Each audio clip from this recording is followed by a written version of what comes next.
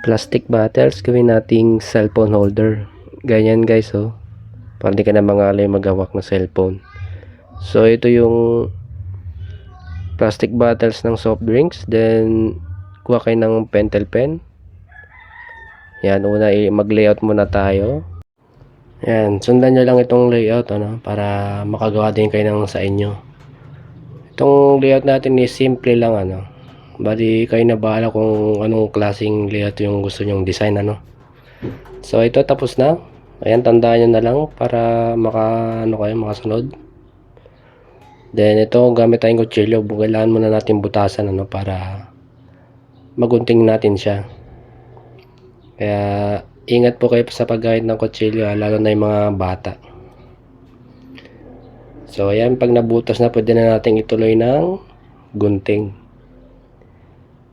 Ayan, sundan lang natin yung ginawit natin.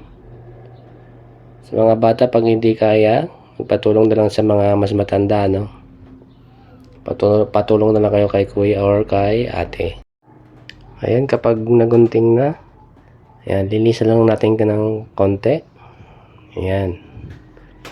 Ito na yung finished product natin, no? Ito na yung cellphone holder. Ayan, try natin. Ayan, no, di ba? Ang ganda. Hindi mo na kailangang bumili, no? Kailangan mo lang gumawa ng sarili mong cellphone holder. Ayan, no? Gamit ang plastic bottle. Gamitin nyo yung 1.5 or yung 2 liters para kasya yung cellphone.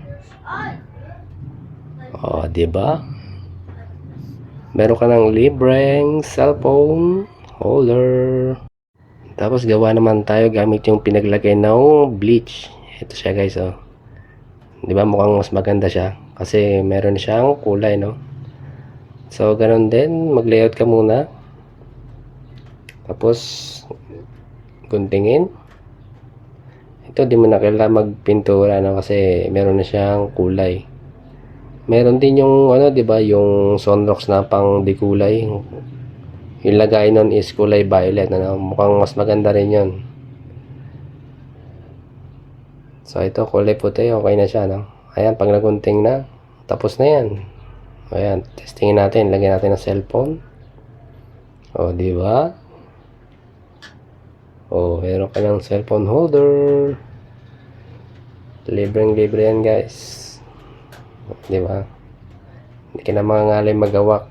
Lalo na kapag nanonood ka ng mga movie. Di ba? Follow and share. Thank you.